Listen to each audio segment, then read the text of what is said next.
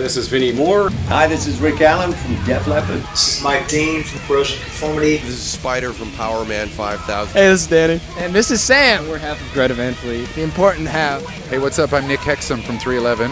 And I am Brad Arnold from Three Doors Down, and you are watching Rock Titan. I don't know, but everybody, welcome back to the Rock Titan podcast. I am your host, Scotty J. I know you all love me, and make sure you show us some love here, but especially go show the cab some love. And I'm joined by Alex DeLeon, and I'm pronouncing your last name correct, yes? DeLeon? Is it DeLeon? DeLeon, yeah. DeLeon. I got it on the first shot. You know, sometimes there's a Dudes little in my band pronunciation still can't difference. pronounce it right, so you nailed it. Oh, well, look at that. Oh, man. You know what's funny, though? So just looking back over your history, you know, originally you guys were a Vegas band. Yeah, I mean, Vegas was where you called home. Yep. And now I understand you are in Music City, Nashville. Yes, sir. Loving it over here. Now, I have to ask. Vegas. Nash Vegas, exactly. Did you go there specifically because of the music scene and being a musician? Like you being a musician, is that what took you there, or were there other reasons? No, so a lot of people assume that, like, it's funny, like if I get in an Uber and they're like, "Oh, what do you do?" And I'm like, "I'm a singer." And they're like, "Country singer?" I'm like, "No." They're like, "Country songwriter?" I'm like, "No." And they're like, "Well, you know, why Nashville?" And I'm like, honestly, I just love how much people love music here. You know, I don't say that I get more work over here or that I moved here career-wise. I think I just fell in love with the city. I fell in love with the people and the Southern hospitality.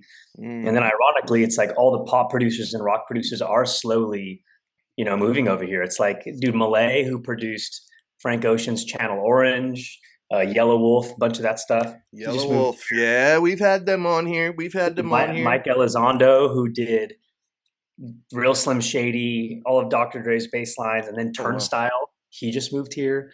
Okay. Maroon 5. So it's like, it's really just becoming this like hub. It really is, not to be cliche, but it really is like small town, big city in one. And I mean, how could you, if as a musician, just living in a place where people love music as much as they do, it's beautiful. That's what I told my daughter. I'm like, if you ever want to make it as a musician, if you have any ambitions or aspirations of making it, even if you don't make it, you'll know where you stand, you know, like if you can make it there and just have a crowd be enthusiastic that you're there, you know, you made it, you know, whether or not you're successful, whether or not you're, you know, making all kinds of money as a musician, which I guess the only way to make money as a musician these days, Alex, is if you got as many streams as the cab does, you know, and then even then you'd be, you know, even then you're still not making money. I know. It's crazy. It's crazy how many people I've talked to and they're like, yeah, man, you know, I don't make music anymore for the hopes and dreams of actually making a living doing it. I do it because I love it, because it's who I am. And if I can make a living doing it, then that's just gravy. But, you know, so we're talking about Chasing Crowns. That is your third full-length album. But you had an EP come out, what, like a year ago? Oh no! I guess the EP was the first 4 songs off of the album came out a few months ago. Yeah, so it was kind of like a little preview taste. Well, you know, so like when you go to Baskin Robbins and they give you like a little pink spoon with a little bit of ice cream on it, knowing that you're going to get the 3 scoops on the cone. That's pretty much what that was. Yeah. So I was going to ask you, you know, Chasing Crowns, it's been a while since your last album came out. What have you been doing all that time? Well, with 18 tracks on Chasing Crowns, you've been writing the whole time, you know, and I know you've got a lot more in the cachet, so to speak, than that. But I guess one of the things I'm curious about, Alex, is, you know, 18 songs. That's not even an LP. That's like 2. You know, so what led to you making the decision to just put that many songs out there in one offering under one title?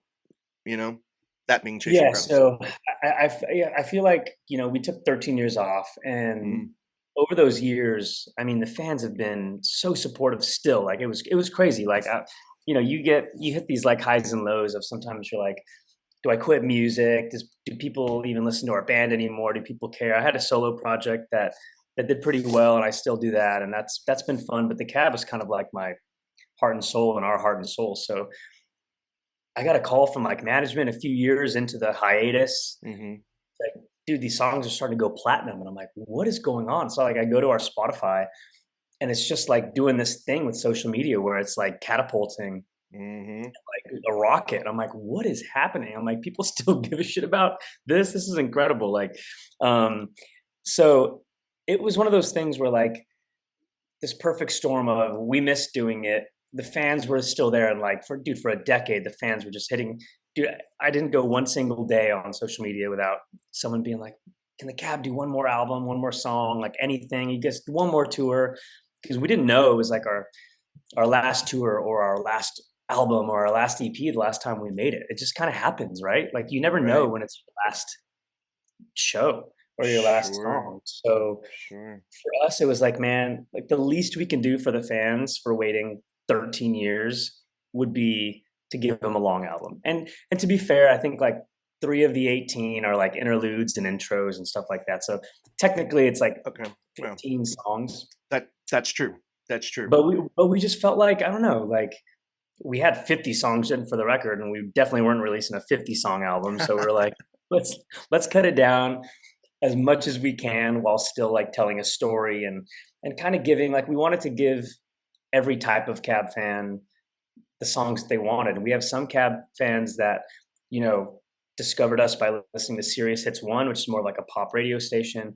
We had some Cab fans that have been following us since Warped Tour in 2009, 10. So for us, it was like, man, taking this much time off, let's give every single Cab fan a little bit of what they're hoping for and searching for. So it's like, you know what, we'll put a lot of songs. Maybe people don't get to the end of the record because of streaming, but you know, we wanted to make an album, and a lot of bands don't make albums anymore, but we wanted to. So All right. Yeah. Well, you know what stinks about this conversation so far, Alex? I want more, man. This is not enough time. We're going to run out of time. I could talk to you for hours, but I don't know if the feeling's mutual, everybody. I can't really tell. But does Alex have a great smile or what? Look at that. I mean, my God. I tell you, you must be doing well down there in Nashville. But it's fun. I mean, you talk about the time differential from when the Cab started to where you are now. One thing, at least, that you missed that a lot of artists, you know, really suffered through, and I don't know if you were thinking about it at all, but the pandemic, you know, COVID. Sure. I mean, you had to have been thinking at that time, whew, this was a good time to be on a little bit of a break. Yeah, I mean, so funny enough, we lived in Nashville at the time, Okay. and I built a music studio in our living room, and the pandemic hits, and I invited 2 of my best friends. It was a decent sized house, enough to where we could invite 2 people to like live with us. We're like, let's just make this friend bubble.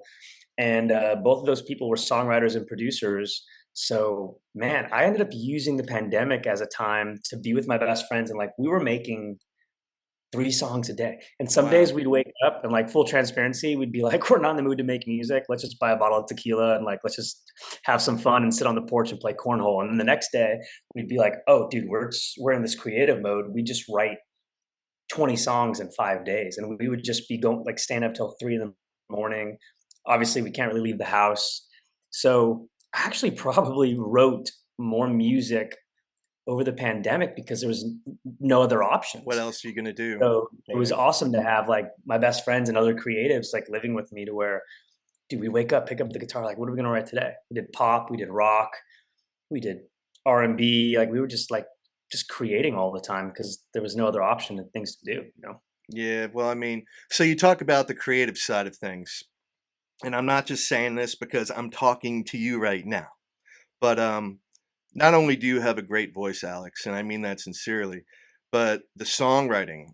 Do you write all the lyrics for all your songs, or is there a collaborative effort with any of your other bandmates?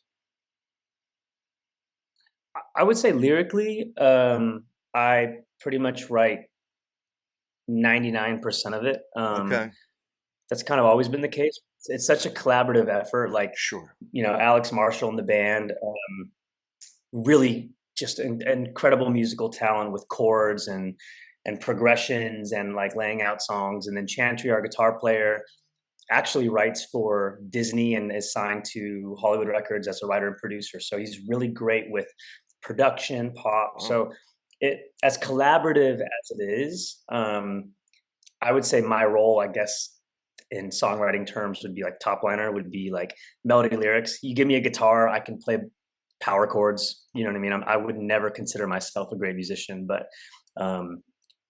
predominantly, yeah, I would say lyrically, the voice, like the tone of voice of the lyrics would be me. Well, But we all have our different things. You know, I could never do what the other guys in the band do. oh, sure, So- sure. But where I was going with it is the lyrics are incredible, man. And specifically, there was one track that I got to on Chasing Crowns, everybody. Chasing Crowns by the Cab. It's been a long time coming. Make sure you go out and get it. It came out on April 24th. So I didn't have the chance to really hype it up as much as I wanted to with hosting you, Alex, on the podcast with me. But we can continue to hype it moving forward. And every universe, man. Every universe. I got emotional, man. You know, I was like, I'm listening to the words and not just that song, but all of your songs. It was like I listened to the lyrics. I mean, it's easy to get caught up with the rhythm and the catchy tunes and the instruments and everything like that, the guitar. I mean, you guys sound great. But I really, really listened to the lyrics. And I don't always do that with every band. I don't do that with every song I hear. Sometimes I just get caught up in the rhythm of it. You know what I mean? But I found myself being drawn in to the words. Man, you can write, dude. You can write. Yeah, that's my favorite, probably my favorite song on the album.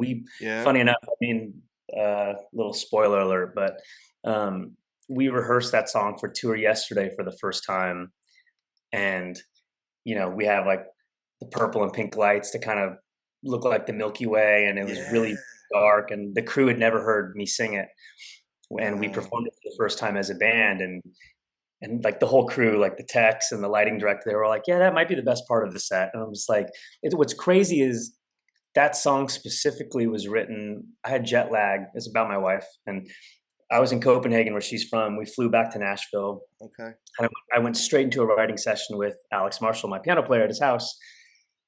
And we didn't really get much. I just landed. I was tired. Of course, like 3:30 in the morning comes around. Jet lagged as hell. I wake up in the middle of the night, wide awake. I'm like, fuck, what do I do? And this song, I just picked up a guitar. That song wrote itself lyrically about 20 minutes. It's just one of those songs that just like comes out of you. And, I'm not, it's funny. It's like, the song is kind of this thing about there's religion, there's spirituality, there's atheism, there's all these things. And there's people, just even dreaming, and the whole thing was just like, I don't care how I met you or what caused us to meet, but the fact that I got that opportunity is everything. That's what I'm saying, man. It's like that to me was like really, from the heart. And it's funny, like the two most personal songs on the album are Every Universe and Hellraiser, about my daughter, and like fan favorites. But dude, it's like fan favorites, and dude, people know when you write songs from the heart. You can't trick them, It's like people know when you mean something, and I think it's really special about music. How old's your daughter? 2.5. Oh man, what a fun age! Oh man, I miss that. I miss that so much. I have twins, and we were talking about earlier. They're about to be 24, man. My twins are about to be 24. You look good for having 24-year-old twins, dude. Thank you, man. That's like the second time I've heard it this week, and keep them coming. I'll take it. I will take it. Thank you, man. You look good for having a 2.5-year-old. Oh man, I'm hanging by that, dude. All I can say is, Alex, enjoy it, because it goes so freaking fast, man. My youngest is getting ready to graduate high school in a couple of weeks. Wow. Alex Johnson, my Alex Johnson. He's There getting you ready go. to Yeah. So it's like, oh my God, dude, just enjoy it, man. Enjoy every single minute of it. Talking about Spent 2 enjoying hours of every my single morning minute. going to roly-poly hunting. Yeah, I'm about to So, that was fun. contradict myself here, though, on the enjoying every minute of it with your daughter, because tours, man, you got some, touring that's going to be coming up here from what I saw. And not only that, but you're going to be getting back on at least a couple legs of the Warped Tour. Is that right? Yep. Nice. So yeah, we got a Long Beach Warped Tour. We're doing a Orlando Warped Tour, and then we got the Back from the Dead tour, which we're able to do things that we've never done. We're playing songs we've never played, even from like Symphony Soldier and these records that they're songs that fans have been asking for 20 years. We've never played, and we're finally playing them. It's the longest set we've ever played. We, for the first time, have full production and lights. Like for us, it's so exciting because we get to finally see what a cab show looks like. You know what I mean? As opposed to being in like 2010 in a van and trailer doing our best. You know, it's like very raw, which is cool, but we really get to see, I guess, our career through of like all the albums and choosing songs and telling stories, and it's really special to us. So we're really happy to be here. Man, I wish I could be hanging out with you, and I wish we could do more time, Alex. But I know you have to get rolling. I know time is precious. But I guess, what's the next big thing anyone can be waiting for? Do you have any other official music videos? I know you have a couple that you put out, you know, with Chasing Crowns, everybody. Chasing Crowns by The Cab. Anything? Yeah, we have some videos coming out, but I think, you know, most important, like come out on the road. Like that's where you're going to really get the Cab experience. And Back from the Dead tour starts in 4 days. So Right on. Right on. Where are you based? Just outside of Philadelphia. Get out to Philly, dude. So- We got you. I'd love to give you a hug and see you. Maybe we can continue the conversation. Do a little Absolutely. part two. All right. All right. So I Good will have stuff. to, I'll talk with the powers that be to see if we can do that. So everybody, again, we are here with Alex DeLeon from The Cab, and make sure you go check out Chasing Crowns. It's awesome. Show them some love as you've been doing. You've been very faithful fans. I thank you for that. Show Rock Titans some love, and leave all your comments and feedback, and we'll be back soon. Alex, thank you so much for your time, man. We'll see you soon, Scott. Give Alex a hug for me. I will, dude. I will, dude. Thank you. All right, Scotty J, we're out.